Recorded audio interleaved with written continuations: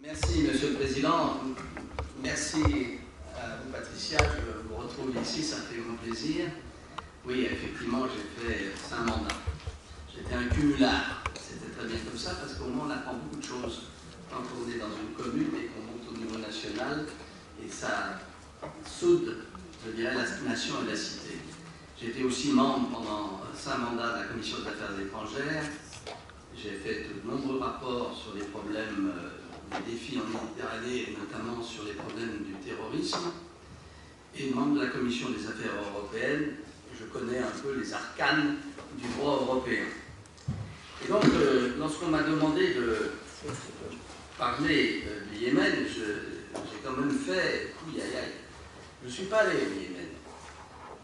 J'ai connu beaucoup d'experts qui sont allés au Yémen et qui le connaissent beaucoup mieux que moi. Je crois que nous allons écouter tout à l'heure Mme Brecourt.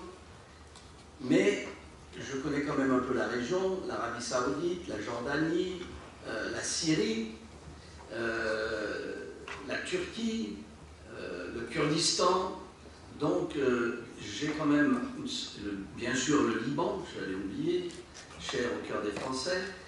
Et je peux vous dire que l'intérêt que j'ai porté sur effectivement le Proche et le Moyen-Orient, c'est tout simplement que parce que j'ai le sentiment que la paix du monde et la paix pour l'Europe se joue là. Elle ne se joue plus sur les divisions soviétiques. Il faut arrêter. À un moment, la Russie n'est pas notre ennemi. Elle fait partie de l'équilibre européen et on n'est plus au temps du mur de Berlin où j'ai été en poste lorsque j'étais diplomate. Et donc, véritablement, nous, Européens, nous, Français, pardon de parler français, mais Européens aussi, nous devons investir intellectuellement dans tout ce monde arabo-musulman et iranien, de surcroît où je suis allé également, parce que c'est là que se joue véritablement l'équilibre du monde, bien sûr avec l'Afrique. Alors le Yémen, premièrement, peu de gens savent que c'est aussi grand que la France, pratiquement. 527 970 km². Donc c'est un très grand pays, 27 millions d'habitants, mais surtout 1800 tribus. 1800 tribus, c'est-à-dire que c'est un pays tribal, et avec une histoire, Patricia l'a rappelé, très tourmentée, puisque Abdallah Saleh, dont on parle encore aujourd'hui, a pris la tête du Yémen du Nord en 1978, qu'il a unifié le Nord et le Sud en 1990, que le Sud a voulu faire échec et sécession en 1994, et donc on voit très bien qu'il y a des tensions permanentes. Donc on va reprendre notamment à partir des printemps arabes de 2011. Sur le plan religieux, et là il faut être beaucoup plus nuancé que ce qu'on veut nous décrire aujourd'hui. Il y a les chiites zaïdistes, c'est-à-dire les houthis, qui représenteraient entre 30 et 40% de la population, et ils tiennent leur nom, ces zaïdistes, Hussein al-Houthi, qui a été tué en septembre 2004, j'y reviendrai. Mais ces zaïdistes qu'on dit chiites, ils partagent en réalité sur le plan du dogme religieux beaucoup d'interprétations avec le reste de la population sunnite. Et il y a des mariages intra-religieux beaucoup plus qu'on ne croit. Donc ce n'est pas bleu-blanc, ce n'est pas vrai. Il n'y a pas d'un côté des chiites et du côté des sunnites, il y a véritablement des gens qui vivent ensemble et qui se marient. Les sunnites représentant, bien évidemment, pratiquement 60 à 70% de la population. Et puis maintenant est apparu, ce n'est pas une religion, mais presque, Al-Qaïda et l'État islamique dans le sud du pays, en raison du chaos proprement né véritablement des guerres multiples. Donc c'est une histoire riche en guerre, et vous savez, ça a commencé en 2004 avec la rébellion des zaïdistes, et qui, à partir de 2009, prend une dimension régionale, et en 2011-2012, au moment du printemps arabe qui commence en Tunisie, comme chacun sait, et qui se poursuit sur tout l'arc, Maghreb, Mashrek, Syrie et bien évidemment aussi au Yémen, pas en Arabie Saoudite. Hein. Il n'y a pas eu de printemps arabe en Arabie Saoudite, je tiens à le dire. Donc on a la chute du président Saleh, et à partir de 2014, les houtistes rejettent le projet de fédération, j'y reviendrai parce que ça c'était quelque chose du Conseil de coopération du Golfe qui avait lancé les affaires. Et en 2015, effectivement, nous avons une intervention directe de l'Arabie Saoudite dans la guerre et avec de multiples, je dirais, erreurs, avec des bombardements une fois d'un enterrement, 140 morts, une autre fois c'était une noce. Et donc on a véritablement une guerre qui a duré pendant pratiquement maintenant une dizaine d'années, voire plus. Alors, c'est là où je voudrais en venir. C'est qu'en réalité, vous savez, je ne sais pas si vous vous souvenez de l'appel du général de Gaulle en 18 juin 1940, qui dit cette phrase extraordinaire, et il avait raison, « La France n'est pas seule. Cette guerre est une guerre mondiale, et elle a beaucoup d'années de par le monde, elle a son empire, à l'époque on parlait comme ça. » Le problème, effectivement, c'est que le Yémen n'est pas seul, mais pas dans le bon sens du terme. Ce n'est pas des alliés qu'il a, c'est qu'il a une multitude d'intervenants qui viennent de l'extérieur. Et je reviens effectivement sur l'assassinat d'Hussein Ali Houthi en 2004, qui est tué par un drone de la CIA dans une opération clandestine. Donc la CIA a été très active dans cette région du monde. En janvier 2013, ça a été souligné par l'Arabie Saoudite, on a intercepté un cargo qui transportait des armes qui venaient, dit-on, d'Iran. Mais, ça c'est important, à la même époque, des bateaux turcs livrent des armes aux frères musulmans, mais on n'en parle pas en Europe et en France. Donc on voit qu'il y a véritablement une double appréciation de la situation. En mars 2015, vous le savez, l'Arabie Saoudite intervient dans une appellation qui rappelle étrangement d'ailleurs une opération d'Israël, puisqu'ils appellent ça « tempête décisive ». Je crois que Alain Corrèze nous dira dans quelques minutes, sans doute, qu'il y a bien que tempête décisive, ce sont presque une appellation de Tsahal, notamment sur Gaza ou ailleurs. Donc, se met en place à ce moment-là, sous la pression du prince bin Salman, une coalition internationale avec l'Arabie Saoudite, les Émirats, le Qatar, on va y revenir, l'Égypte, le Soudan, le Maroc, la Jordanie, Koweït et Bahreïn. Ça fait beaucoup de monde. Mais en réalité, ils ne vont pas véritablement au sol. Ils bombardent. Ils bombardent avec toutes les bévues. Le Qatar, vous le savez, a été exclu de cette coalition internationale en juin 2017 avec, je dirais, toutes les tensions qui existent. Et ça, c'est la lame de fond de ce pauvre Yémen. C'est la rivalité, ou la prétendue rivalité, enfin qui est une réalité réelle en réalité entre l'Arabie Saoudite et l'Iran, et l'Arabie Saoudite voyant dans les houtistes des alliés de l'Iran. Mais en réalité, ce n'est pas aussi simple que ça. C'est que je suis intimement convaincu que l'Iran n'est pas intervenu dès le début, mais a pris comme une aubaine le fait que les houtistes étaient opposés aux Saoudiens, et c'est au même moment qu'on a ces tensions entre l'Arabie Saoudite, qui sont ancestrales, on le sait très bien, entre l'Iran et l'Arabie Saoudite, et que bien évidemment, si on peut aider quelqu'un qui ennuie l'autre, eh bien on le fait.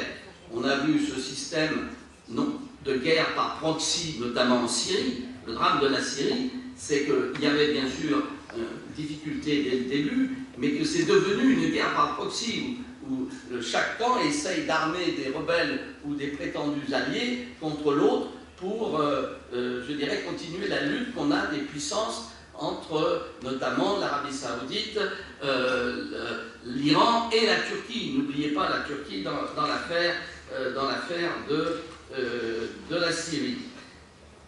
Je voudrais vous dire un mot, parce que pour moi c'est assez étonnant de ce qui s'est passé. Je voudrais dire un mot de ce qui est passé à l'ONU.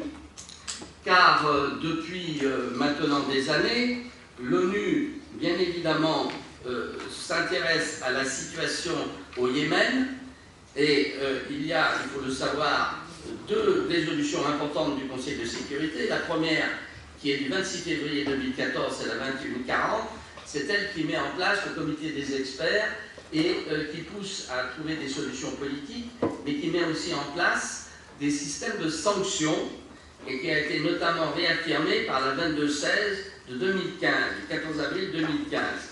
Il y a donc toute une série de résolutions des Nations Unies, et ces résolutions et le système onusien, visiblement, là, il échoue, parce que les sanctions pour ne pas livrer des armes, c'est complètement illusoire, parce que les armes sont dans cette région depuis maintenant des lustres, et que, bien sûr, il est dit, vous devez vérifier un certain nombre de filières de livraison d'armes, vous devez aussi saisir les avoirs bancaires d'un certain nombre de gens, mais il n'en demeure pas moins que ça ne fonctionne pas, et que ça n'a pas beaucoup d'effet, et qu'on a même le sentiment, du moins c'est le mien, que c'est assez unilatéral, et que ça vise essentiellement les outistes plus que les interventions étrangères, et notamment celle de l'Arabie Saoudite. Donc moi j'ai le sentiment ici que l'ONU, c'est un échec pour l'ONU. Dans d'autres situations, l'ONU arrive à, je dirais, avoir beaucoup plus d'impartialité et piloter beaucoup mieux les choses, de telle manière qu'on arrive presque, sous l'influence du secrétaire général, à avoir des solutions politiques. Ici, ce n'est pas le cas. J'ai le sentiment que l'ONU subit un grave échec de son système dans cette région, dans ce pauvre pays qui est, comme chacun a dit, aujourd'hui affamé, qui est martyrisé et qui subit des interventions étrangères très fortes. Alors, puisque c'est l'objet de la question qui m'est posée, quelle solution? Je dirais que la première solution, c'est l'arrêt des interventions étrangères. Parce que là, il y a un problème. Trop, c'est trop. Notamment de la part de l'Arabie Saoudite, qui, sur le plan militaire, n'y arrive pas d'ailleurs. Parce que, comme vous voulez, vous savez, c'est très gentil.